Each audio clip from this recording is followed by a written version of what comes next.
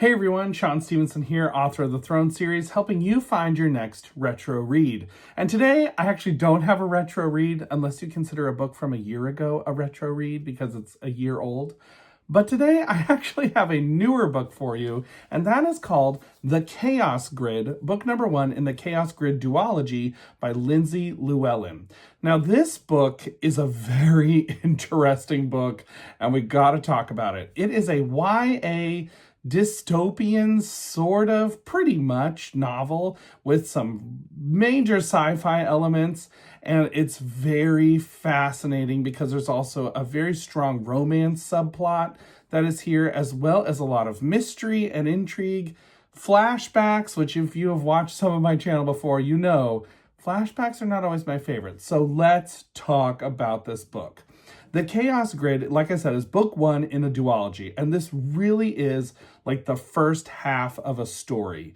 The book, when it ends, it doesn't exactly end because it continues, obviously, into book 2, The Crier Stone. So that book is actually already out as of the recording of this video, so you can get both halves of the story now. I have not read book 2 yet, so this is only about book 1, and this will be a non-spoiler review.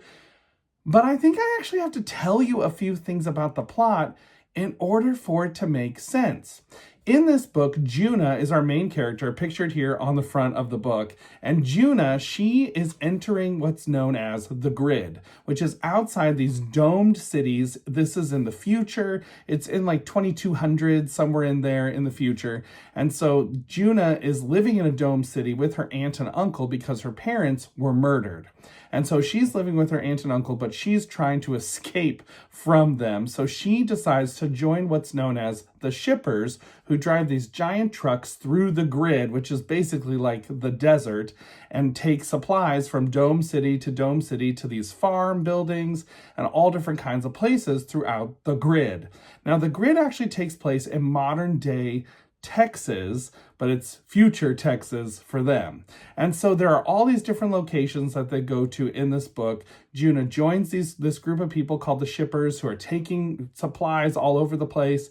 And in this world, there are people who have like synthetic upgrades. So they might have a robotic arm or a synthetic eye or any sort of number of idea of things you can think of that like an android or a cyborg might have. That is all up for possibility in this world. And Juna is actually what's known as a basic. She doesn't have any synthetic upgrades at all. And she is running from something because there are people that are after Juna. And here's the interesting thing about this book. You know from the get-go that people are after Juna, but you have no idea why. But Juna does know why. And even though Juna is our first person narrator here, who is telling us this story, she does not reveal who it is to us until after some flashbacks. So let's talk about the structure of this book a little bit. Now, the Chaos Grid is very interesting because it has a structure where there's this ongoing storyline that's taking place where Juna is with the shippers out in this desert. There is a cataclysm that has happened in the world where that was one of the more fascinating things of this world, where there's been like this weather pattern that's been destroyed. And so there are these wild weather storms that happen where it's like all of a sudden torrential snow or hailstorms or cyclones, all kinds of things that are like so out of control. That's why people live in these domed cities and why shipping is such a dangerous job. But Juna's up for that job. And so Juna, in this story, she's narrating what's happening to us as she joins the shippers, trying to escape from her aunt and uncle. But also there are these sequences of flashbacks that happen, and the flashbacks give us very important information. Now, a lot of these flashbacks are things that Juna actually already knows. But what's a little bit frustrating about the book is that even though Juna already knows this information, she talks to you, the reader, in a way that makes it known that you don't know what's happening. For example, there is an object in this book that is called one thing throughout the book until a flashback happens, and suddenly it is referred to as what it actually is, because Juna knew all along what it actually was. She was just, for the reader, not telling you what it was for suspense, I guess. I don't know. That was a little bit of a rough thing to go into. This book is a little bit chaotic. And I think that's on purpose by the author because this is all about chaos. This book is about the chaotic things of life, the chaotic things of romance, the chaotic things of what happens when a world has been basically destroyed by people trying to mess with the weather pattern. It's a very interesting premise, but it's a little confusing. I actually felt like, well, the whole time I was reading it, that I was actually reading the second book in a series, or that there had been like 5 chapters before chapter 1 that really explained this world, because I will admit I had a little bit of a hard time getting into the world and figuring out, okay, wait, what's going on here? There are synthetics, there are basics, there are like some people who have some synthetic things called low synths. So there's all these different levels of synthetic people. There's like this whole world thing going on, obviously. What's happening in this book? But I gotta say, what did draw me into this book was the characters.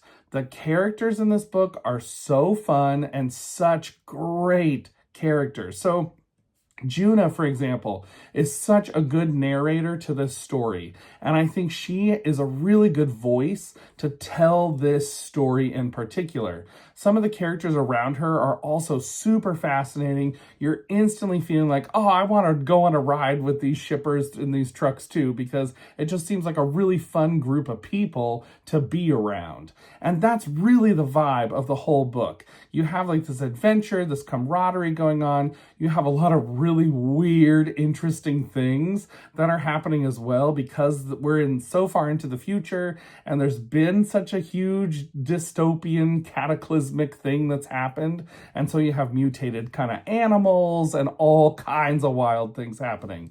And it's all set in Texas, which was a really unique setting and added some interesting flair to the story that I really liked, actually. Now, I will say there are some reveals throughout the book of different plot points that take place.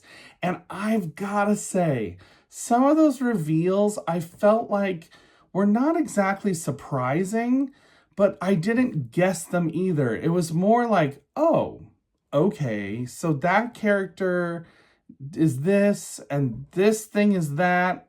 Okay. And I feel like part of that was because I was so confused about the world building at the very beginning of the book.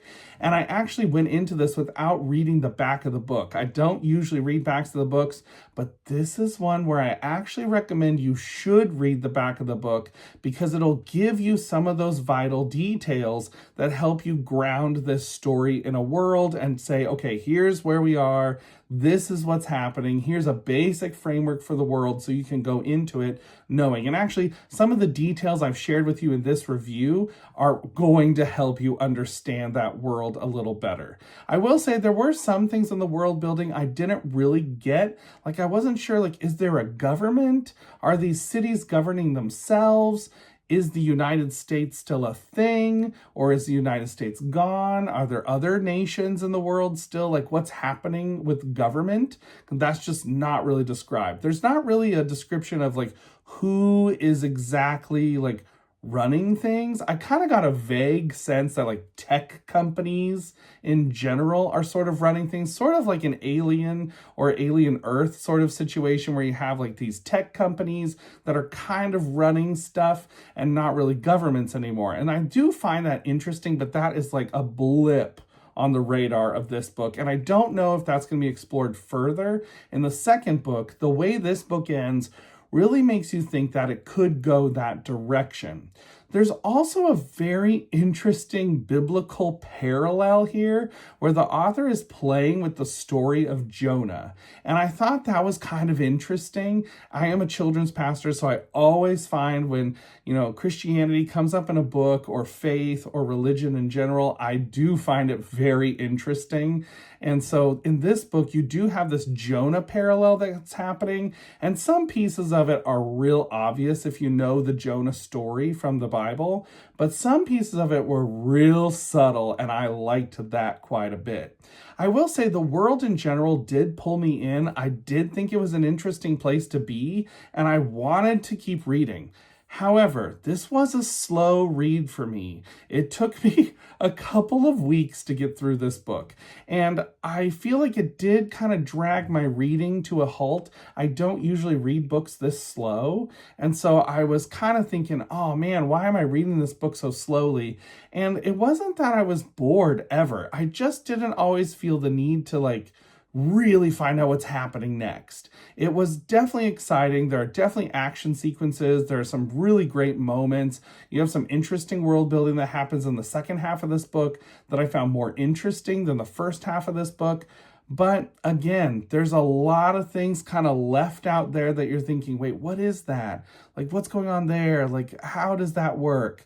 And I think that is always the trick of a sci-fi book. Sci-fi books have to really ground you in a world almost a little more quickly than a fantasy book does, because sci-fi often purports to be real and a possibility of what could be. And so because it's not like fantasy where you're knowing none of this is real, it's completely fantasy. This book is here's 200 years in the future, some of these things could be a thing. And so you have to explain a little more, I feel like, to help people understand the connections between the different pieces of your world so you can understand it and say, okay, I get where we're going. I understand what's happening here. So overall, this was a good read. And I think if you are super into dystopian YA books, you'll probably have a lot of fun with this book. I also will say, I did find the romance in this book a tiny bit annoying, just a tiny bit, not a lot, but just a tiny bit annoying. And I kind of thought, okay, I don't know if I'm really here for this romance. I'll be the first to admit, I don't usually read romances. So to be fair, I don't really read them that much. But I was kind of I don't know if I'm feeling this romance. However, at the very end of the book, there were some interesting developments in the romance that I thought, okay, that's really interesting. I'd like to know more. So I feel like this book is a really great first entry with a second half. So it's almost like I haven't even finished the book, if that makes sense. I've got to read book 2 to really have a formed thought, I think, about this book and the duology as a whole. So at the end of the day, I would definitely give the Chaos Grid a solid 3.5 out of 5 stars.